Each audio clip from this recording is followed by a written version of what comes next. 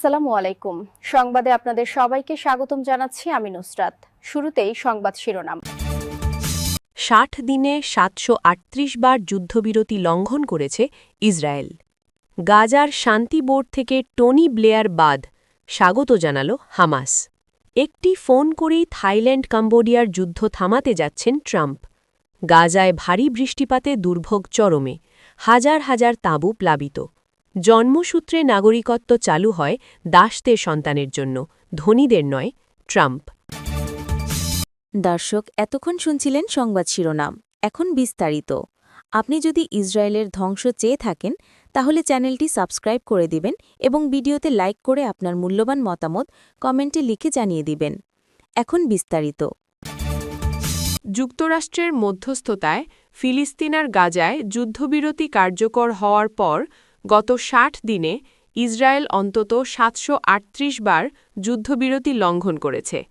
গাজার সরকারি গণমাধ্যম দপ্তর মঙ্গলবার ৯ ডিসেম্বর এক বিবৃতিতে এই তথ্য জানিয়েছে। দপ্তরটি বলেছে, ইসরায়েলের এই কার্যকলাপ আন্তর্জাতিক মানবিক আইনের সুস্পষ্ট লঙ্ঘন, সেই সঙ্গে যুদ্ধবিরতির শর্ত এবং এর সঙ্গে সম্পৃক্ত মানবিক বিধানগুলোকে ইচ্ছাকৃতভাবে অবমূল্যায়ন করা হয়েছে। যুদ্ধবিরতি কার্যকর হওয়ার সত্ত্বেও গাজায় একের পর এক হামলা চালিয়ে কয়েকশ ফিলিস্তিনিকে হত্যা করা হয়েছে।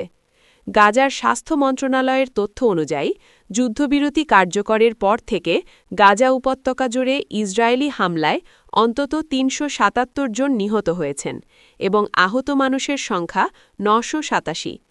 যুক্তরাষ্ট্রের প্রেসিডেন্ট ডোনাল্ড ট্রাম্পের মধ্যস্থতায় গত ১০ অক্টোবর গাজা উপত্যকায় প্রথম ধাপের যুদ্ধবিরতি শুরু হয়। যুদ্ধবিরতির শর্ত অনুযায়ী হামাসের কাছে বন্দী জীবিত ২০ জনের সবাইকে ইসরায়েলের কাছে ফিরিয়ে দেওয়া হয়েছে এবং একজন বাদে মৃত ২৭ বন্দীর সবার মরদেহ ফেরত পেয়েছে তারা। বিনিময়ে ইসরায়েল থেকে মুক্তি পেয়েছেন কয়েক হাজার ফিলিস্তিনি এবং গাজায় নির্দিষ্ট সীমা পর্যন্ত সেনা সদস্যদেরও পিছিয়ে এনেছে ইসরায়েল। তবে যুদ্ধবিরতির দ্বিতীয় ধাপ শুরুর জন্য জোর তৎপরতা চালাচ্ছে যুক্তরাষ্ট্র। কয়েক সপ্তাহের মধ্যেই তা বাস্তবায়নের পরিকল্পনা রয়েছে মার্কিন প্রেসিডেন্ট ডোনাল্ড ট্রাম্পের প্রশাসনের। মার্কিন প্রেসিডেন্ট ডোনাল্ড ট্রাম্পের প্রস্তাবিত গাজা শান্তি বোর্ড থেকে সাবেক ব্রিটিশ প্রধানমন্ত্রী টনি ব্লেয়ারকে বাদ দেওয়া হয়েছে বলে জানা গেছে। ফিলিস্তিনি মুক্তিকামী সংগঠন হামাস এই পদক্ষেপকে সঠিক দিকের পদক্ষেপ হিসেবে স্বাগত জানিয়েছে। ফিনান্সিয়াল টাইমস জানিয়েছে, ট্রাম্প তার ২০ দফা পরিকল্পনার অংশ হিসেবে যে অন্তর্বর্তীকালীন কর্তৃপক্ষের তালিকা প্রকাশ করেছিলেন, মার্কিন প্রেসিডেন্ট দাবি করেছেন এই পরিকল্পনার লক্ষ্য হল গাজা উপত্যকায় ইসরায়েলি গণহত্যার যুদ্ধ বন্ধ করা। হামাস নিশ্চিত করেছে তারা ইসরায়েলি দখলাধিকারের প্রতি সুস্পষ্ট পক্ষপাতিত্বের কারণে টনি ব্লেয়ারকে বাদ দিতে মধ্যস্থতাকারীদের প্রতি আহ্বান জানিয়েছে। ফিনান্সিয়াল টাইমস বলছে, ব্লেয়ার এই বোর্ডের একমাত্র চিহ্নিত প্রার্থী ছিলেন যাকে ট্রাম্প ব্যক্তিগতভাবে বোর্ডের প্রধান করবেন বলে জানিয়েছিলেন, কিন্তু এখন আঞ্চলিক বিরোধিতার পর তাকে নীরবে বাদ দেওয়া হল। তথাকথিত ওই বোর্ডে ব্লেয়ারের জন্য একটি গুরুত্বপূর্ণ ভূমিকা নিশ্চিত করতে লবিং এবং পর্দার অন্তরালে প্রচেষ্টাও চালানো হয়েছিল। ২০০৩ সালে যুক্তরাষ্ট্রের নেতৃত্বে ইরাক আক্রমণের সময় তৎকালীন ব্রিটিশ প্রধানমন্ত্রী টনি ব্লেয়ার যুক্তরাষ্ট্রের মিত্র হিসেবে যুদ্ধ করে। সে কারণে তার প্রার্থিতা মুসলিম বিশ্বজুড়ে সমালোচনার জন্ম দেয়। তিনি ইসরায়েলের পক্ষশক্তি হিসেবে যুক্তরাজ্য ব্যাপকভাবে পরিচিত। থাইল্যান্ড ও কম্বোডিয়ার মধ্যকার নতুন সীমান্ত সংঘাত বন্ধ করতে ফোন করবেন বলে জানিয়েছেন যুক্তরাষ্ট্রের প্রেসিডেন্ট ডোনাল্ড ট্রাম্প। তার মতে, একটি ফোন কলেই এই যুদ্ধ থেমে যেতে পারে। মঙ্গলবার ৯ ডিসেম্বর পেনসিলভেনিয়ায় এক জনসভায় তিনি বলেন, দুঃখজনকভাবে কম্বোডিয়া থাইল্যান্ড সংঘাত আজই শুরু হয়েছে। আগামীকাল আমাকে ফোন করতে হবে। আর কে বলতে পারে আমি একটি ফোন করে দুটি অত্যন্ত শক্তিশালী দেশ থাইল্যান্ড এবং কম্বোডিয়ার যুদ্ধ থামাতে যাচ্ছি? গত সোমবার থেকে শুরু হওয়া সংঘর্ষের জন্য দক্ষিণ পূর্ব এশীয় প্রতিবেশীরা একে অপরকে দোষারোপ করেছে। দেশ দুটি কয়েক মাস ধরে চলমান উত্তেজনার কূটনৈতিক সমাধান নিয়ে এখনও মতবিরোধে জড়াচ্ছে। ট্রাম্পের হস্তক্ষেপের সম্ভাবনা সম্পর্কে জানতে চাইলে থাই সরকারের একজন মুখপাত্র সিরিপং আঙ্কাসাকুল কিয়াত বলেন, এখনও পর্যন্ত তার সঙ্গে কোনো আলোচনা হয়নি আর পরিস্থিতি তৃতীয় পক্ষের মধ্যস্থতার জন্য উপযোগী নয়। অন্যদিকে কম্বোডিয়ান সরকারের মুখপাত্র পেন বোনা জানান, তাদের অবস্থান একই, যে তারা কেবল শান্তি চান এবং কেবল আত্মরক্ষার জন্য কাজ করেছেন। মঙ্গলবার এক সাক্ষাৎকারে থাইল্যান্ডের পররাষ্ট্রমন্ত্রী বলেন, তিনি আলোচনার কোনো সম্ভাবনা দেখছেন না এবং পরিস্থিতি তৃতীয় পক্ষের হস্তক্ষেপের জন্য অনুকূল নয়। কম্বোডিয়ার প্রধানমন্ত্রী হুন মানেতের একজন শীর্ষ উপদেষ্টা রয়টার্সকে জানান, তাদের দেশ যে কোনো সময় আলোচনার জন্য প্রস্তুত। ফিলিস্তিনের যুদ্ধবিধ্বস্ত গাজায় নিম্নচাপের ফলে বুধবার 10 ডিসেম্বর ভারী বৃষ্টিপাত শুরু হয়েছে। এর ফলে বাস্তুচ্যুত বেসামরিক নাগরিকদের আশ্রয়ের হাজার হাজার তাঁবু প্লাবিত হয়েছে। আনাদোলু এজেন্সির একজন প্রতিবেদক জানিয়েছেন, কিছু তাঁবুর ভেতরে পানির স্তর 40 সেন্টিমিটার ছাড়িয়ে গেছে। গাজার সিভিল ডিফেন্সের মুখপাত্র মাহমুদ বাসাল একটি ভিডিও বিবৃতিতে খারাপ আবহাওয়ার ফলে আসন্ন মানবিক বিপর্যয়ের বিষয়ে সতর্ক করেছেন। পূর্বাভাস অনুসারে গাজায় আগামী শুক্রবার পর্যন্ত বৃষ্টিপাত অব্যাহত থাকবে বলে আশঙ্কা করা হচ্ছে। বাসাল বলেন, গাজা এখনও তীব্র মানবিক সংকটের মুখোমুখি। এই অঞ্চলের 24 লাখ বাসিন্দার চাহিদা পূরণে অনেক কম সহায়তা প্রবেশ করছে।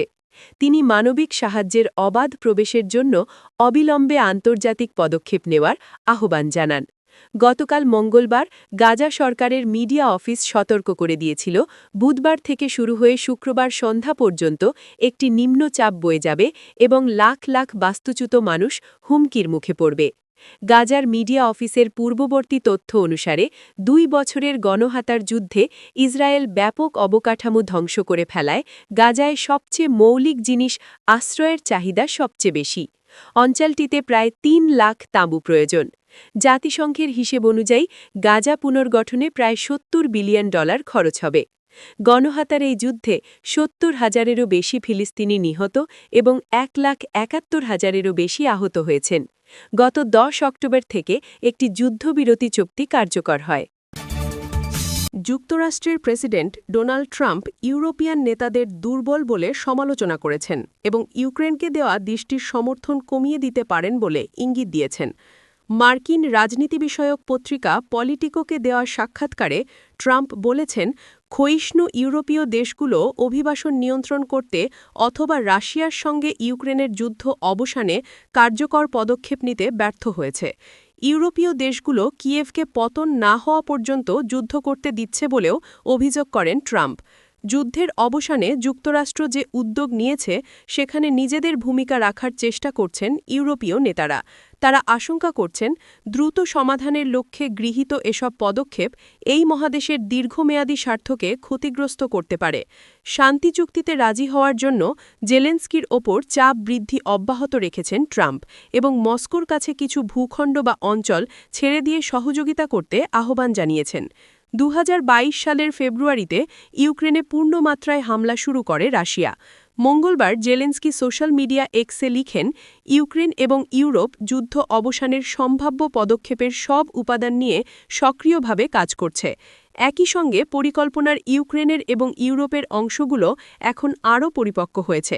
এরপরে সাংবাদিকদের তিনি জানান, পরিকল্পনাগুলো বুধবার যুক্তরাষ্ট্রে জমা দেওয়া হবে বলে তার ধারণা।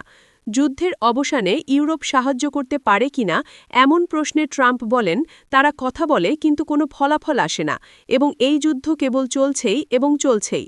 সাক্ষাৎকারে ট্রাম্প দাবি করেন, ইউক্রেনের আলোচক বা সমঝোতাকারীরা যুক্তরাষ্ট্র সমর্থিত প্রস্তাবকে পছন্দ করেছে, কিন্তু জেলেনস্কি এখনও সেটি পড়েও দেখেননি বলে অভিযোগ করেছেন তিনি।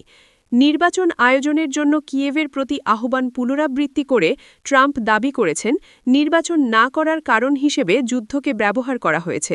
তিনি বলেন, আপনি জানেন, তারা গণতন্ত্রের কথা বলে, কিন্তু তা এখন এমন এক পর্যায়ে পৌঁছেছে যেখানে তা আর গণতন্ত্র থাকে না।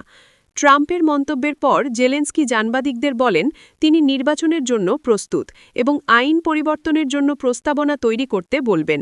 তিনি জানিয়েছেন যদি যুক্তরাষ্ট্র এবং অন্যান্য মিত্রদের সহায়তায় নিরাপত্তা নিয়ে নিশ্চিত হওয়া যায় তাহলে আগামী ৬০ থেকে ৯০ দিনের মধ্যে নির্বাচন অনুষ্ঠিত হতে পারে।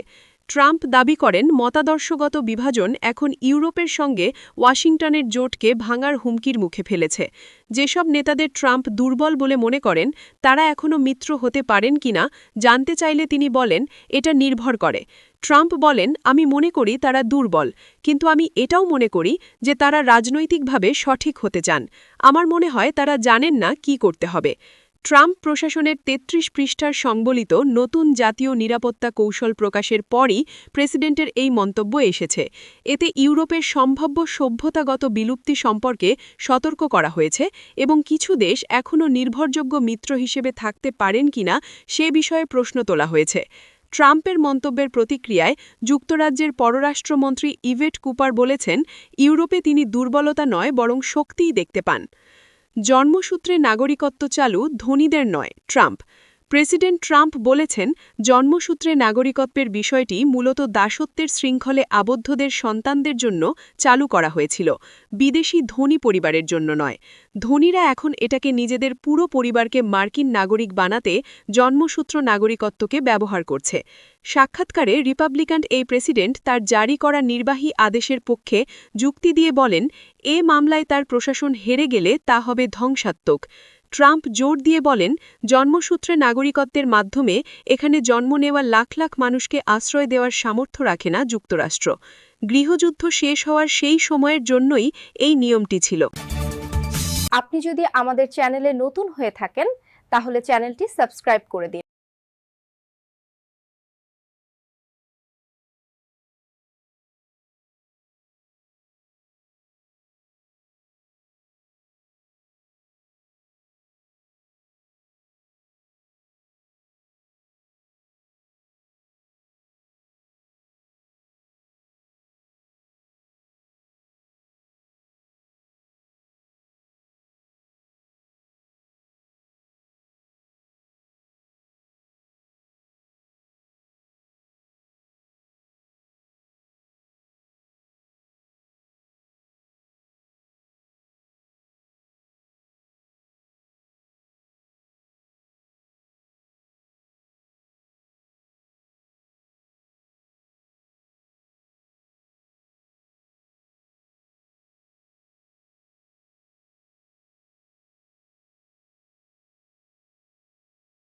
আপনি যদি আমাদের চ্যানেলে নতুন হয়ে থাকেন তাহলে চ্যানেলটি সাবস্ক্রাইব করে দিন।